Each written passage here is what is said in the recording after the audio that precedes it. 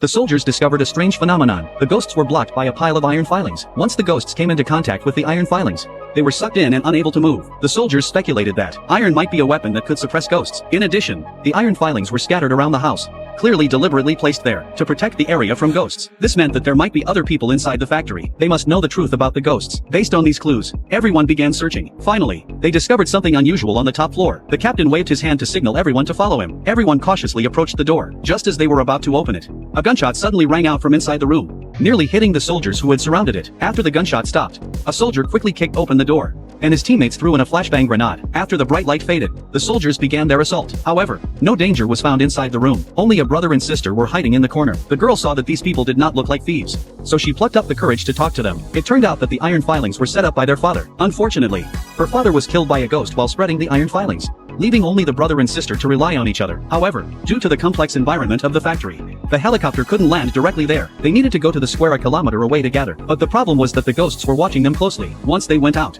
they would surely die. While everyone was arguing whether to go out, only Mark focused on the iron filings. Since the iron filings could restrict the ghosts, they could completely make some special bombs to use as a means of defending against the ghosts' attacks. Everyone immediately took action. They dug out empty glass bottles from the factory, filled them with iron shavings, added an appropriate amount of black powder, sealed the bottle openings, and finally removed the safety pins from the grenades, inserting them into the bottle openings. Thus, a simple iron shaving bomb was completed. Once everything was ready, it was already morning. The sentry noticed something unusual across the way. Mark quickly brought over the modified searchlight, shining it directly forward. A large number of ghosts had gathered in the ruins ahead. Unable to break through the ground defenses, the ghosts had retreated to the opposite high-rise building, and were now attacking them via the power lines. Seeing the ghosts advancing aggressively, the group could only pack up their equipment and evacuate the factory early. However, as they prepared to sneak out the back door, the ghosts discovered their movements. At this point, there was no way out. They could only fire iron shavings at the ghosts, but the ghosts were agile and difficult to hit. The soldiers directly fired the iron shavings at the ground. The iron shavings successfully restrained the ghosts. It seemed that this new weapon was indeed effective. The dense iron shavings formed a barrier like a wall, temporarily blocking the ghosts' pursuit. After finally reaching the square, the searchlights malfunctioned due to overuse. They could only hide in an abandoned bus, waiting anxiously. Just then, the rescue team's tanks roared in, bringing a glimmer of hope.